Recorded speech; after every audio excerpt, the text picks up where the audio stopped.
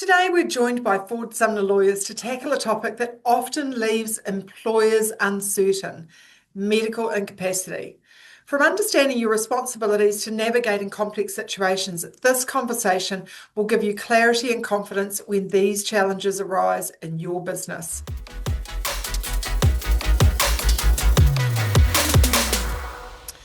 Kia ora, I'm Carolyn Young, Chief Executive of Retail NZ, and today I'm joined by Nikita Govind, who's a lawyer with our partner Ford Sumner Lawyers. Welcome, Nikita. Kia ora, thank you for having me. Amazing. Look, it's a really complex area with real implications for both employers and employees. So let's dive right into these details. What are the employer's legal obligations when an employee is medically incapacitated? Yes, you're right, Carolyn. It is a really complex area, and there are certainly a few legal obligations that the employers must follow. The first overarching obligation is that the employer must act fairly and reasonably in accordance with the Employment Relations Act, and that's to comply with the duty of good faith. This duty requires the employers to be active, constructive, responsive, and communicative in maintaining employment relationships.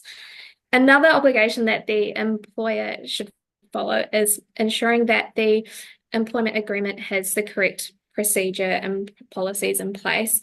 So ensuring that medical incapacity processes are included in these employment agreements and in any workplace policies.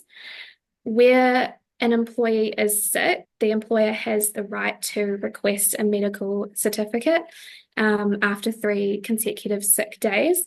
If the employer needs to request that certificate earlier, the employer must pay for that medical certificate to be obtained.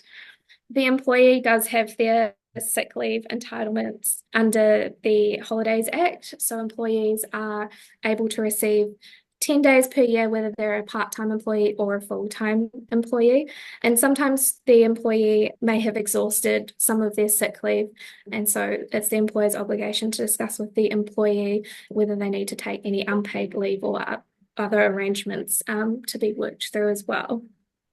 So when we think about it, if somebody has been signed off as medically incapacitated, what is the best way an employer can set up good communication with that staff member so that they can feel connected to the business and understand, from each other what's happening for both the employee and the employer?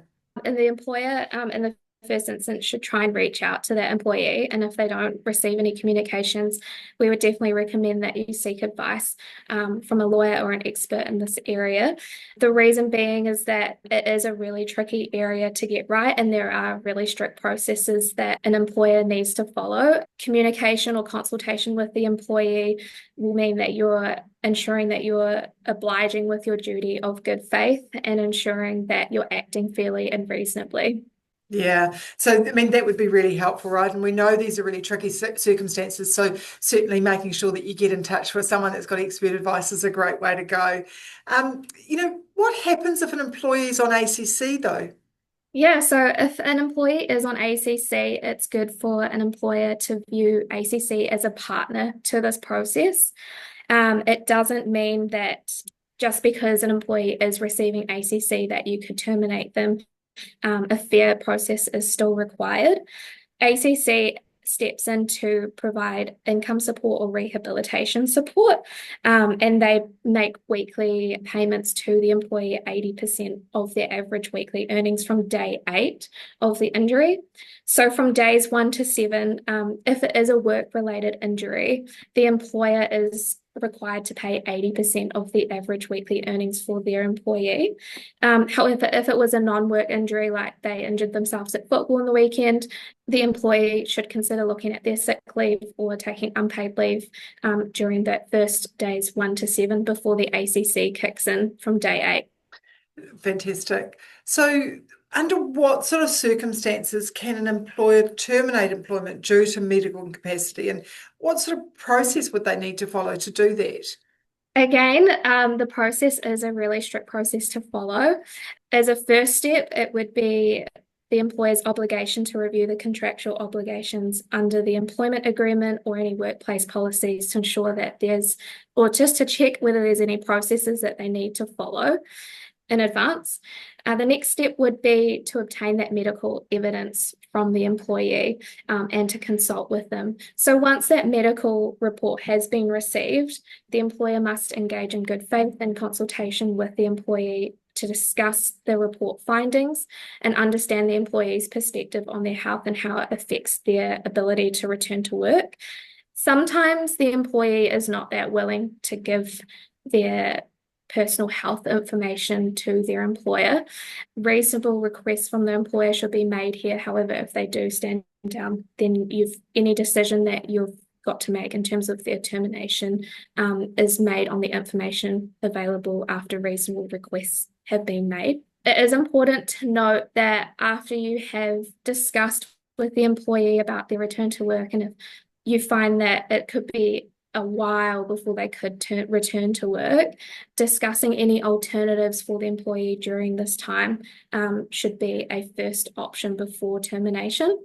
So considering whether working from home is an option, reducing their hours, reducing their duties, and just to see how the employee feels about any alternative options.